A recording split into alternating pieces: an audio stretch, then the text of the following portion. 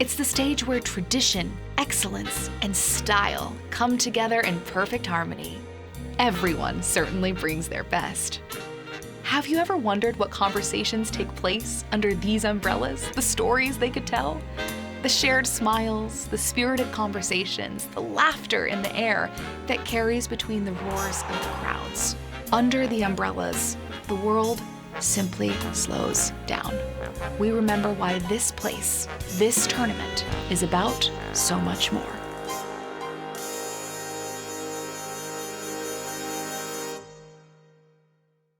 Hi, I'm Kira K. Dixon. Our umbrella has moved back to the par 3 lawn, and joining us under the umbrellas today are Jack and Barbara Nicklaus. Welcome.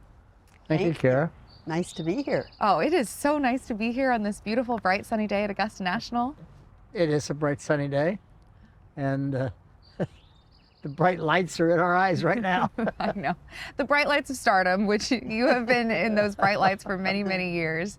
How many years have you been coming to Augusta National now? What Masters number is this for you? I don't know. I don't know what number is. The first one was 1959. Mm-hmm. And every year since. Every year since. So whatever the math on that is.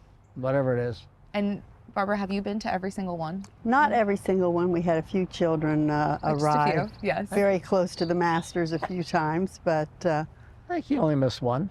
pretty good, pretty good. You only yeah. missed 63. I think it's the only one you missed, wasn't it? With Steve, the first one. Yeah. So. That's Steve. He was worth it though. He was a nice Yeah. guy. You know Steve. Yeah.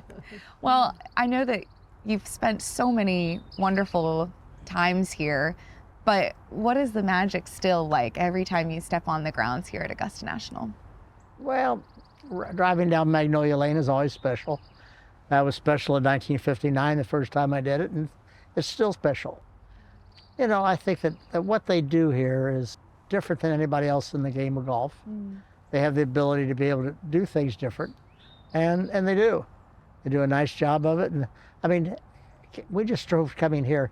You believe a line that must have been, I don't know, 500 yards long for people to get their picture taken on the lawn? It's a big deal. I mean, I can't believe that.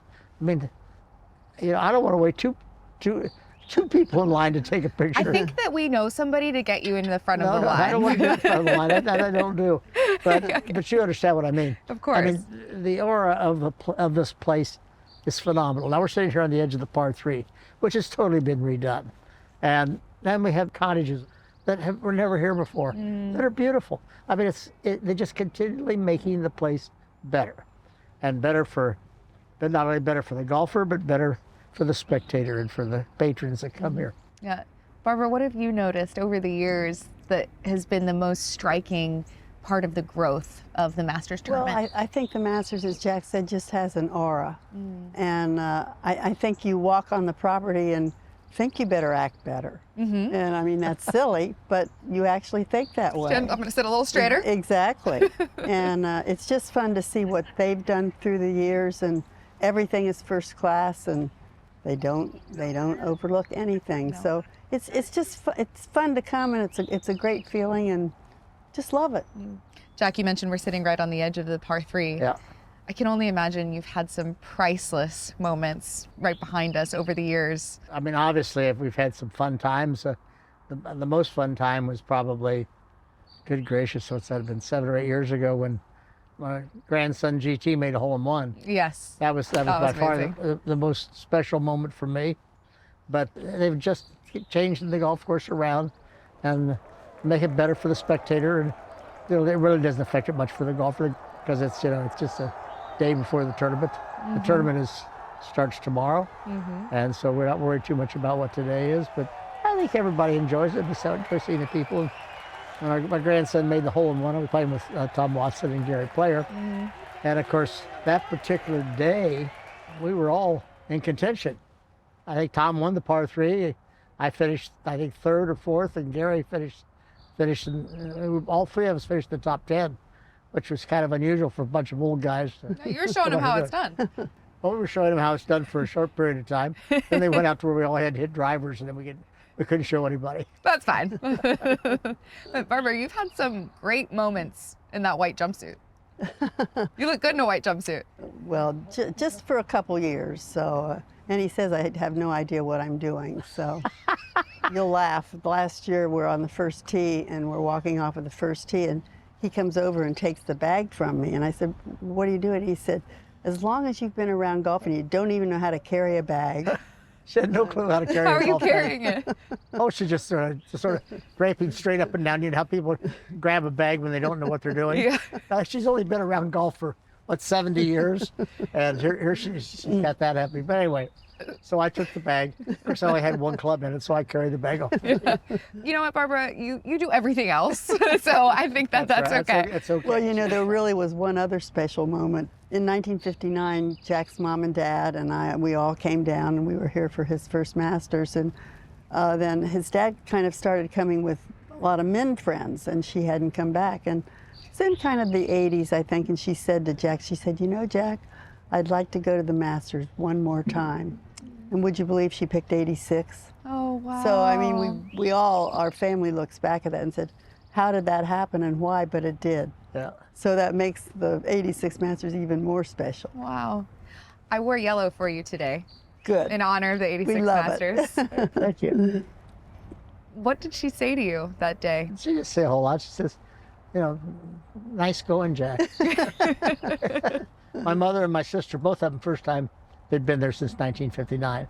So that was a long time in between. But they wanted to come back, and they did. And it was, what I say, it was special. So you've told the story many times about why you wore yellow that day. Yeah. And Barbara, you were a big part of that choice. For those that don't know, can you take us back to that conversation that morning? Well, it was in the late 60s, early 70s, and I got a call from my minister's wife. And Mary called and she said, Barbara, Craig's just been diagnosed with Ewing sarcoma. He's a big fan of Jack's. Do you think Jack would ever call him? And I said, well, of course he would, Mary Lou. We'll get that done immediately. And Jack called him. And it was just one of those things. One phone call led to another, and they probably talked maybe once a week or so. And Jack called him one Sunday night, and in the middle of the conversation, Craig said, Jack, you know why you won today? And Jack said, well, no, why, Craig? He said, because I had on my lucky yellow shirt. And Jack said, well, Craig, if you can wear yellow for me, I can wear yellow for you. And so we never said a word, but Jack more or less wore yellow every Sunday in Craig's honor. And we lost Craig in, what was it, 1971? 71, yeah. And it just sort of was still quiet. And Sunday morning of the 86 Masters, Jack's kind of rumbling around in his suitcase looking for something to wear. And he pulls out this yellow shirt and says, Barbara, what do you think? I said, you got to wear it. In his honor and in his memory, you have to wear it. So that was really the first time the story of the yellow shirt became public, when he kind of mentioned Craig when he'd won the 86 Masters. So special tournament, special young man. Yeah. So we hear often from players today that they often have these meaningful conversations with their wives, their partners, that help them, whether it's a psychology thing or the thought that they needed to be successful that day in a really tough moment. What have been some of the conversations you've had with Barbara? Well, I don't know if we've ever had one, but Barbara's always been the one who's taken care of the family and the kids, and made sure that I knew my kids when they went off to college, and she made sure that when I spent a couple of weeks away from home, that sometime in that couple of weeks, she would bring the kids somewhere. And Barbara was very quiet support, you might say. We never really talked much about it. We never discussed golf.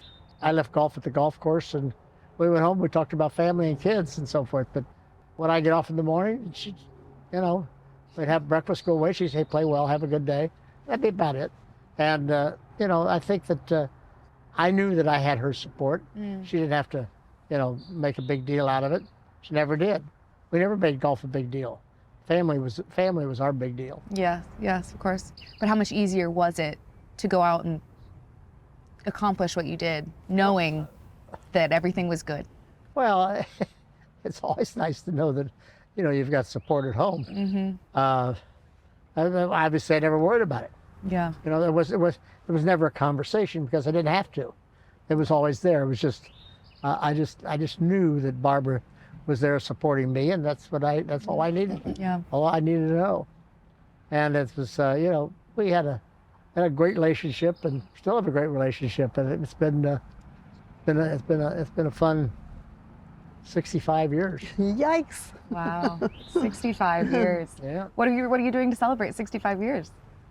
Actually, we haven't even thought about I haven't thought about it. it. Probably have the kids over for dinner. That's nice. I should probably cook You'll cook. What do you cook? whatever the kids want. Whatever. We had 4 boys and a girl, so I did a Okay. lot of cooking. You did a lot of cooking, that's right. Over the years, Barbara, how have you picked your outfits for the Masters tournament?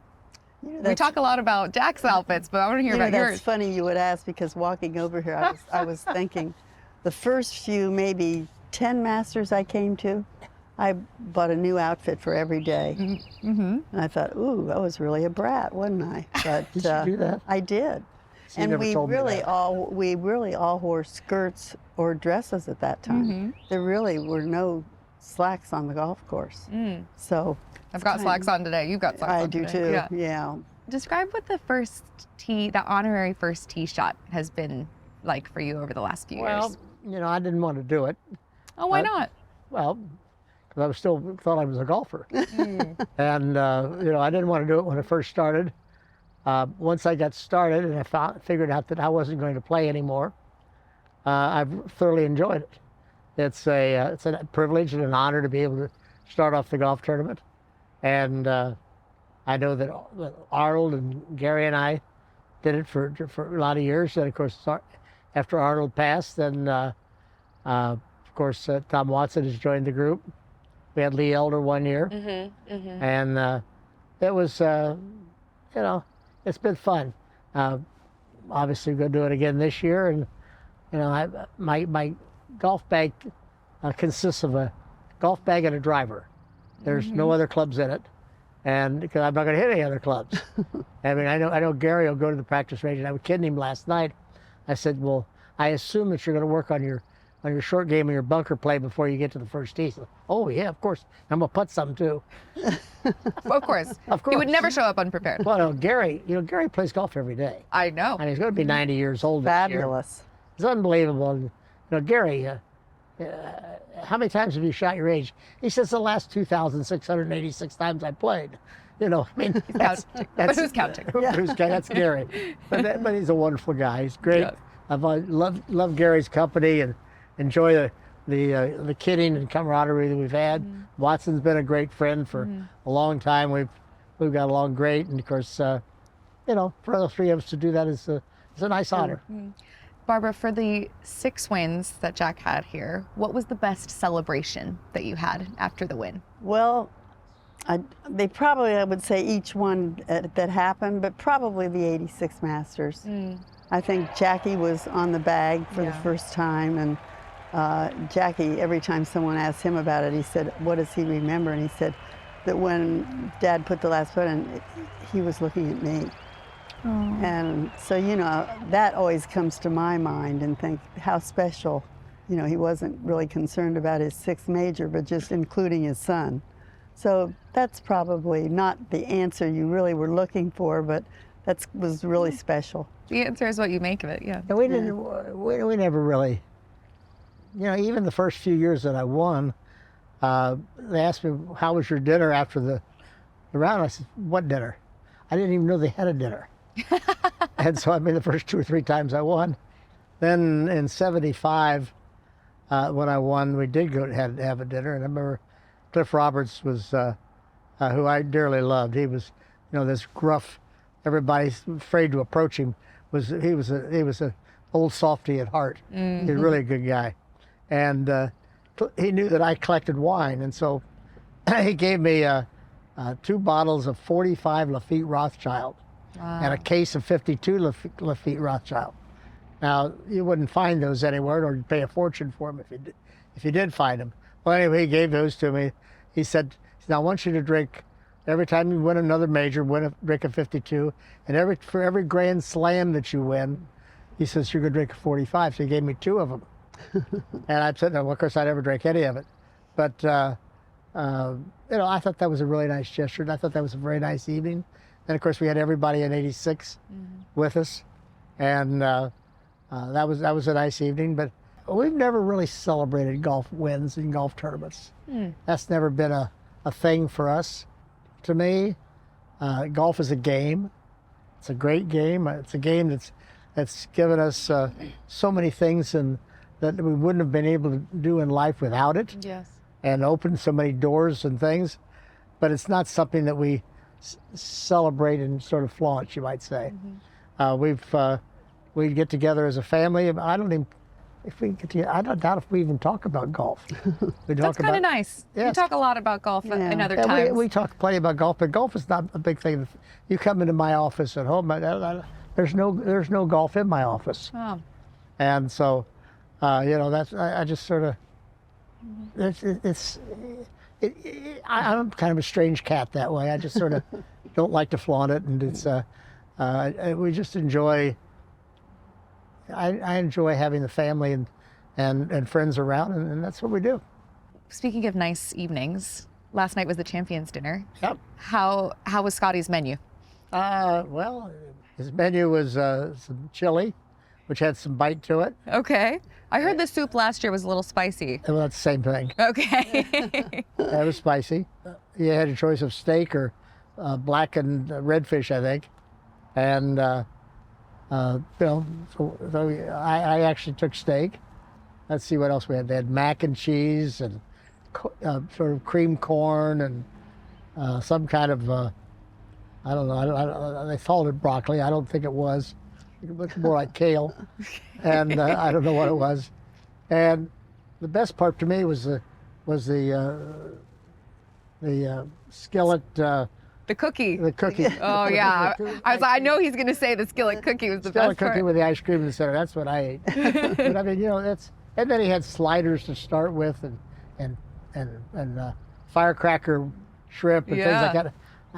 It was so much food. If you'd eaten it, you'd have walked out needing a stomach pump. A little help, yeah. Yeah, but I was pretty modest in what I ate, and so it worked out fine for me. And just one last thing before we let you go. There will be, as you mentioned earlier, many patrons here today that are possibly enjoying the Masters tournament for the very first time, and who better than Jack and Barbara to give them some advice. Barbara, what would be your one thing that a patron must do that has nothing to do with taking photos, whether it's sitting down and taking golf in from somewhere or eating something? What is the one thing that says this is the Masters to you? I guess just the first walk up the first fairway. All of a sudden you realize you're here for golf and maybe even more than the beauty. So it's just a special time. A very special time. And Jack, what about for you? Well, Barbara knows that, and she's told the story many times about, I always know where she is. And I always know where she is on the golf course. And, but Barbara's, she through the years has got to know everybody. I mean, I remember Scott Tolley with me. Barbara was going along there. I played in the 15th hole, and she stopped at the 15th crosswalk. And she was talking to one of the guards that did that. And she says, "Oh, hi, Fred. How are you? How's Mary? And how are your 3 kids?" Oh. I mean, Barbara knows everybody on the golf course. She's gotten to know everybody through the years. Yeah. And Scott says, "You knew?" She says, "Yeah, of course." She says, "Through the years, I've gotten to know all these people." Well, everybody loves Barbara. Well, of course. That's including this man here. Oh. And so that's what she's been involved with everybody outside the ropes. I'm involved inside the ropes, obviously. And I'm involved in playing. And, from my standpoint, it's really kind of take it in, enjoy it. I didn't really pay much attention to what's going on in the outside of it, except to enjoy what happened. And in '86 was a phenomenal year. I mean, every green I went to and everything else was pretty phenomenal. And then when I got in contention, then it even got more. And I've done this many times. I think it was the 15th fairway I stopped. And, even though I was still like 4 shots behind by Hysteris at the time, I stopped in 14th fairway, I think it was. And anyway, I look around and I see these people just running up the sides, all excited about, Jack's in contention. And I'm sitting there and said, you know, just enjoy it. I said, they're having fun. Let you have a little bit of fun. Wow. And of course, I've done that, say, a lot in tournaments. And I stand there and then I went to 15. And I had my tee shot at 15. And Jackie was talking, and he and I were looking at it. And I had 214 yards left. And I said, how far do you think a 3 will go here? And I said, I don't mean club. He says, I think I go a long way, Dad. And I hit a 4-iron, knocked it in, and made eagle. Of course, then the game was on. Yeah. And so, you know, and the people went wild. And of course, 16, I got on the tee and I hit my tee shot and didn't even watch it because I knew it was perfect. And, you know, that's a pretty cocky remark to have in your mind. And he says, be good, be good. I says, it is. And I'm sitting there, I said, how, I would say that? I mean, how does that come out of your mouth? It never come out of my mouth before because I almost went in the hole. But anyway, those were the special times. And sharing that with my son, knowing that Barbara and the family were there. You know, those are the things that I love about here, and being able to, what a marvelous place, and what a marvelous place to share with people. Yes, very well said.